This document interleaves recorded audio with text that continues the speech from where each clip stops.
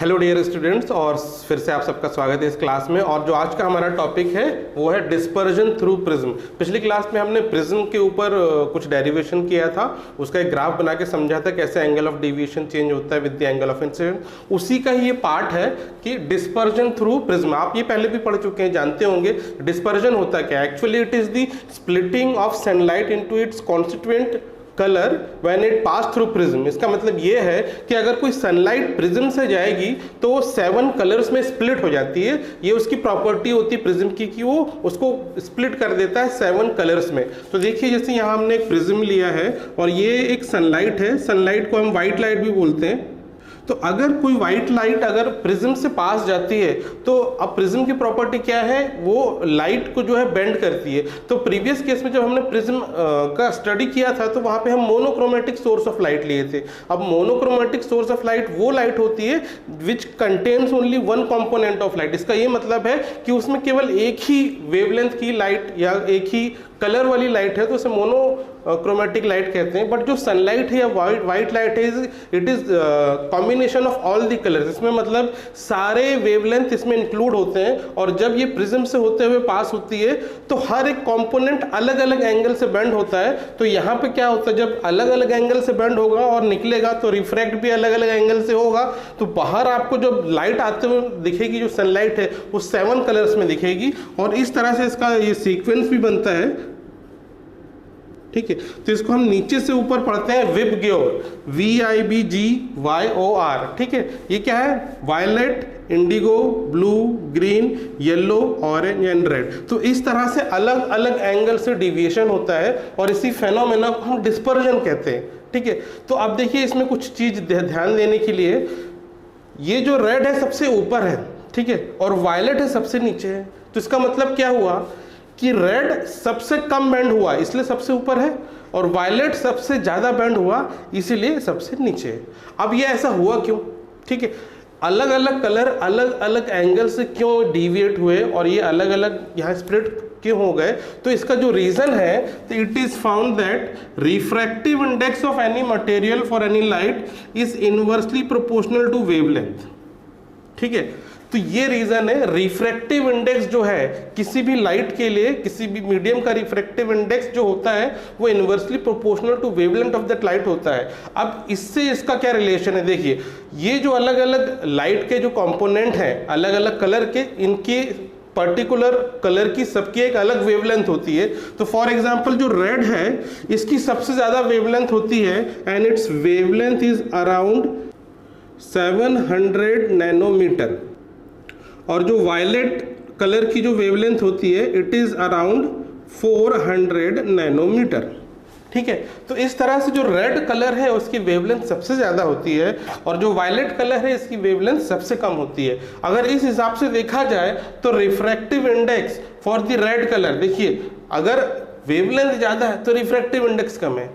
तो red colour के लिए जो रिफ्रैक्टिव इंडेक्स होगा, यही सेम प्रिज्म है लेकिन अलग अलग कलर के लिए अलग अलग रिफ्रैक्टिव इंडेक्स है। तो फॉर रेड कलर जो रिफ्रैक्टिव इंडेक्स है वो कम होगा, और जो वायलेट कलर है जिसका वेवलेंथ सबसे कम है इसके लिए रिफ्रैक्टिव इंडेक्स ज्यादा होगा। अब रिफ्रैक्टिव इंडेक्स से क्या मतलब, देखिए, रिफ्रैक्टिव इंडेक्स अगर ज्यादा होगा तो जो लाइट है ज्यादा बेंड होगी, ठीक है, और रिफ्रैक्टिव इंडेक्स कम होगा तो जो लाइट है कम बेंड होगी। तो रेड के लिए रिफ्रैक्टिव इंडेक्स हो गया कम तो इसका बेंडिंग भी हो गया कम, और वायलेट के लिए रिफ्रैक्टिव इंडेक्स हो गया ज्यादा तो इसका बेंडिंग भी हो गया ज्यादा। तो इस तरह आपको अलग अलग ये जो है कलर स्प्लिट होके दिखते हैं, इसी को हम डिस्पर्जन कहते हैं। और ये जो डिफरेंट कलर ऑफ लाइट है इसको हम कहते हैं स्पेक्ट्रम, ठीक है। अब इसमें कुछ चीज ध्यान देने के लिए है, तो इसी डायग्राम को मैं यहाँ फिर से बना रहा हूँ, कुछ चीज हम यहाँ एनालाइज करते हैं। तो देखिए, उसी फिगर को यहाँ से फिर से बनाया हमने। ये जो है सनलाइट एंटर हो रही है प्रिज्म में। अब यहाँ पे हम इसके 2 एक्सट्रीम वाले कलर्स को ले रहे हैं, एक है रेड और एक है वायलेट। तो ये अलग अलग एंगल से बेंड हो रहे हैं। तो ये देखिए, अगर आप इस इंसिडेंट रे को इधर एक्सटेंड कर देंगे तो ये है इंसिडेंट रे का डायरेक्शन, और रेड जो लाइन है, रेड लाइट की जो रे है उसको पीछे एक्सटेंड कर देंगे। तो ये जो रेड और ये जो इंसिडेंट रे के बीच जो एंगल बना, इस एंगल को हम क्या कहेंगे, angle of deviation of red colour. तो इसको हम रिप्रेजेंट करेंगे डेल्टा आर से, ये angle of deviation of red colour. और वैसे ही वायलेट को अगर आप पीछे एक्सटेंड कर देंगे, ठीक है, वायलेट को पीछे एक्सटेंड कर देंगे तो ये वायलेट रे का जो इस इंसिडेंट एंगल के साथ जो एंगल बनेगा उसे हम कहेंगे डेल्टा वी, ठीक है। डेल्टा वी मतलब angle of deviation produce by the violet colour. अब इन दोनों के बीच का जो डिफरेंस है delta v and delta r, वो कहलाता है एंगुलर डिस्पर्जन, ठीक है। तो हम यहाँ लिख रहे हैं, तो जो एंगुलर डिस्पर्जन हुआ उसको हम इसका डिफरेंस लिखते हैं, डिफरेंस यानी delta V minus delta are, ठीक है, delta V minus delta are. अब ये एक्चुअली हुआ क्या, delta V minus delta are, तो ये देखिए ये पूरा डेल्टा वी है और ये डेल्टा आर है, इसमें से डेल्टा वी में से डेल्टा आर गया तो ये वाला एंगल बचा, ये वाला, this is angular dispersion delta V minus delta are, ठीक है। और यदि ये दो रे को पीछे एक्सटेंड करेंगे तो ये कहीं जाके मिलेंगे पीछे, मान लीजिए यहाँ मिल रही है, तो ये एक्चुअली क्या दिखा रहा है कि ये रेड और वायलेट लाइट इन कलर है, इनके बीच का एंगल, ये कितने एंगल से डिस्पर्स हो रही है, वही है इसका मतलब एंगुलर डिस्पर्जन। तो ये हुआ एंगुलर डिस्पर्जन। अब हमको ये पता है ये क्या angle of deviation. Angle of deviation को हम एंगल ऑफ प्रिज्म के टर्म्स में लिखते हैं, तो मैं यहाँ लिख रहा हूँ, ये वाला फॉर्मूला हम पहले डिराइव कर चुके हैं, delta is equal to a mu minus 1, ठीक है। Angle of deviation is equal to angle of prism refractive index -1। यदि हम इसके लिए लिखें, इन दोनों के लिए angle of deviation for violet and red, ये फॉर्मूला अगर लगाएंगे तो दोनों के लिए जो फॉर्मूला ऐसा लिखा जाएगा, ए, देखिए अब वायलेट कलर के लिए जो रिफ्रैक्टिव इंडेक्स होगा इसे हम म्यू वी से रिप्रेजेंट करेंगे, फिर -1।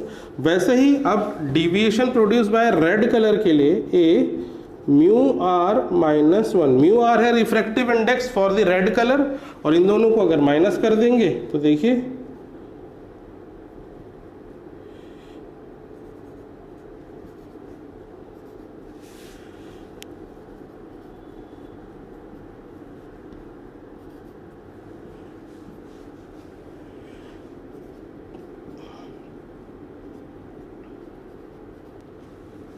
तो ये देखिए जब इनको हम इसकी वैल्यू रखते हैं in terms of refractive index, तो a mu v minus mu r, ये कहलाएगा angular dispersion in terms of the refractive index of the different colour. तो ये हुआ एंगुलर डिस्पर्जन, ठीक है।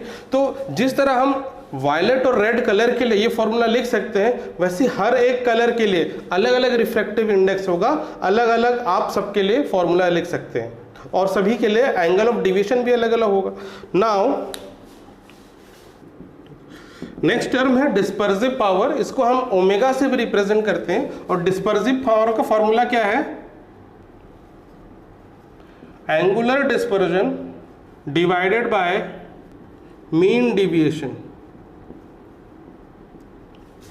तो ये डिस्पर्सिव पावर का फॉर्मूला हुआ, हर एक प्रिज्म का अलग अलग डिस्पर्सिव पावर होगा, तो किसी भी प्रिज्म का डिस्पर्सिव पावर इस फॉर्मूले से हम मेजर करते हैं। एंगुलर डिस्पर्जन मतलब कितना एंगल से वो डिस्पर्स हुए 7 colours, divided by mean deviation. यहाँ मीन डिविएशन का क्या मतलब है, देखिए हर एक कलर अलग अलग एंगल से डिविएट होगा, सबसे कम रेड कलर डिविएट होगा और सबसे ज़्यादा वायलेट कलर डिविएट होगा, तो अलग अलग डिविएशन अलग अलग कलर का होगा। तो इट इज़ फाउंड इन दोनों का जो एवरेज होता है, रेड एंड वायलेट कलर का एवरेज होता है, वो होता है येलो कलर का डिविएशन। यानी अगर मान लेते हैं इसका डिविएशन है रेड कलर का 40 डिग्री और इसका मान लीजिए 60 डिग्री है वायलेट कलर का, तो जो येलो का आएगा 50 डिग्री, इनके बीच का आएगा। तो ये एवरेज डिविएशन हम एक्चुअली येलो कलर के डिविएशन को लेते हैं। तो मेन डिविएशन या average deviation is represent by the deviation by the yellow colour. Now अगर ये फॉर्मूला यहां से इसकी वैल्यू सब्स्टिट्यूट करेंगे तो देखिए क्या बन जाएगा,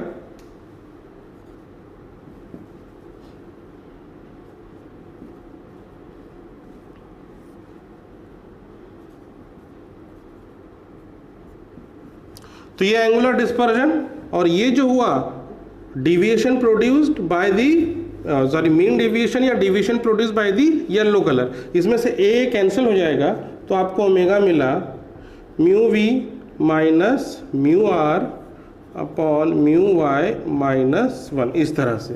म्यू वाई यहाँ पे refractive index for yellow colour है, आप इसको ऐसे भी लिखेंगे तो भी इसका मतलब यही है, mu are upon mu minus 1 भी लिखेंगे तो यहाँ mu represent the mean refractive index, यानी येलो कलर का रिफ्रैक्टिव इंडेक्स। तो ये तो हुआ formula for dispersive power and angular dispersion. अब इसके ऊपर हम कुछ क्वेश्चन करते हैं ताकि इसके ऊपर आपको और क्लैरिटी मिल सके।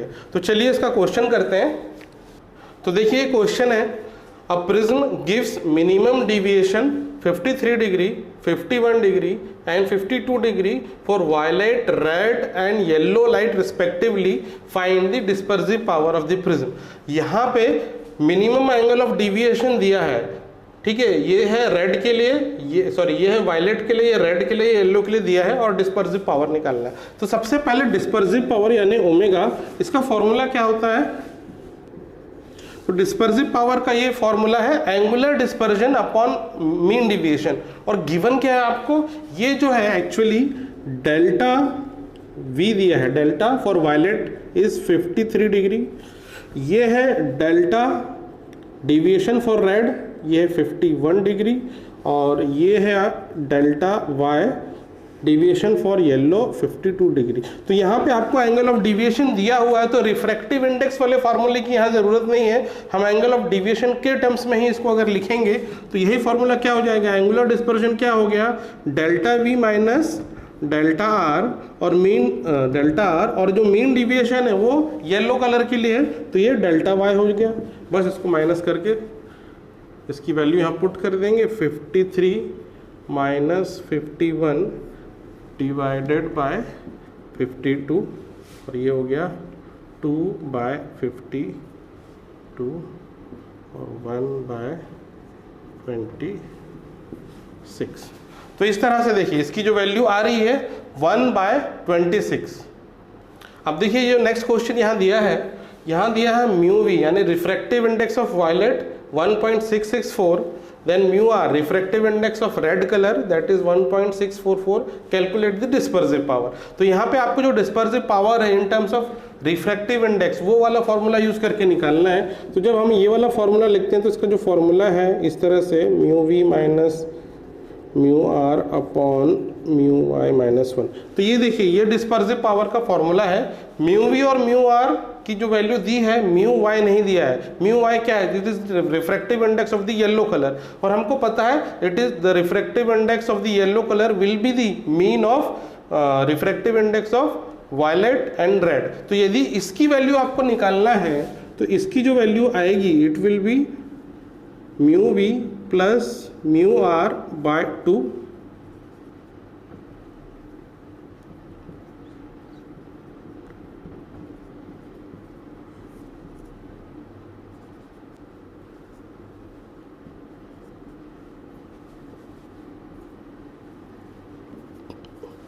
तो देखिए जब इसकी हम सॉल्व करते हैं वैल्यू आती है 1.654। ये वैल्यू अब इसमें आपको पुट करना है और आसानी से जो है डिस्पर्सिव पावर की वैल्यू आ जाएगी।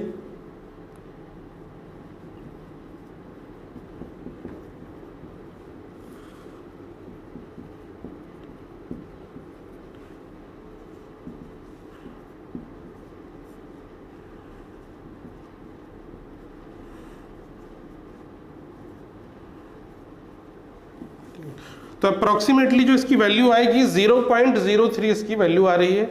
अब इसकी देखिए डिस्पर्सिव पावर की यूनिट कुछ नहीं है, बिकॉज ये क्या है? Refractive index upon refractive index, so it is a unitless and dimensionless quantity. तो इसका केवल आपको एक नंबर रहेगा। अब देखिए एक और नेक्स्ट क्वेश्चन हम ले रहे हैं, लास्ट क्वेश्चन है ये है the glass prism deviates red and violet rays through 10 and 12 degree. तो एक प्रिज्म है जो रेड और वायलेट कलर को 10 और 12 डिग्री से क्या डिविएट कर रहा है, उसी के साथ एक दूसरा prism, second prism of equal angle, दूसरा प्रिज्म है सेम एंगल का जो प्रीवियस प्रिज्म था, वो डिविएट्स करता है 8 एंड 10 डिग्री से रेड एंड वायलेट कलर को। तो दोनों के डिस्पर्सिव पावर का रेशियो कितना ये पता करना है। तो सिंपली पहले प्रिज्म का डिस्पर्सिव पावर आपको निकालना है, फिर दूसरे प्रिज्म का डिस्पर्सिव पावर निकालना है और दोनों को डिवाइड करना है। तो मान लीजिए पहले प्रिज्म का डिस्पर्सिव पावर क्या होगा? दिस विल बी म्यू यहाँ पे देखिए डिविएशन के टर्म्स में दिया है ना, तो हम लिखेंगे delta V minus delta R divided by delta Y. ठीक है, अब देखिए यहाँ पर डेल्टा वाई नहीं दिया, delta Y deviation, mean deviation, तो मीन डिविएशन आप कैसे निकाल सकते हैं, इनका एवरेज 10 और 12 का एवरेज 10 + 12/2 वैसे कर सकते हैं। और सेकेंड प्रिज्म का जब आप निकालेंगे तो हम लिखेंगे delta V dash minus delta R dash divided by delta gamma delta Y dash. ठीक है, सेकेंड प्रिज्म के लिए हम इसको डैश करके ले रहे हैं, इसकी अलग वैल्यू होगी। तो पहले फर्स्ट प्रिज्म के लिए अगर आप निकालें तो ओमेगा 1 कितना हो गया 12 माइनस 10, और 10 और 12 का एवरेज कितना आएगा 11 आएगा, इनके बीच की वैल्यू आएगी। ठीक है, तो ये हो गया 2/11, ये किसकी वैल्यू हो गई ओमेगा 1 यानी फर्स्ट प्रिज्म का डिस्पर्सिव पावर। वैसे सेकंड प्रिज्म का अगर आप लेना चाहें तो ये क्या हो गया 10 माइनस 8, और 10 और 8 का एवरेज कितना होगा 9 होगा, तो ये हो गया 2/9। अब सिंपली इनका ratio omega 1 by omega 2 will be equal to 2/11 and 2/9। इसमें से 2 कट गया, तो omega 1 by omega 2 will be equal to 9/11। तो इनका जो रेशियो आ रहा है 9:11। तो इसमें जो अगर क्वेश्चन आएंगे तो ज़्यादा टफ नहीं आएंगे, फॉर्मूला बेस्ड होगा, छोटा सा टॉपिक है। सो आई होप आपके जो सारे कॉन्सेप्ट है इसमें क्लियर हो जाएंगे। So that's all for today's. इसी चैप्टर को कंटिन्यू करेंगे। लास्ट पार्ट जो बचा है हमारा that is the optical instrument, वो हम उसको नेक्स्ट लेक्चर में लेंगे। So that's all for today, have a nice day.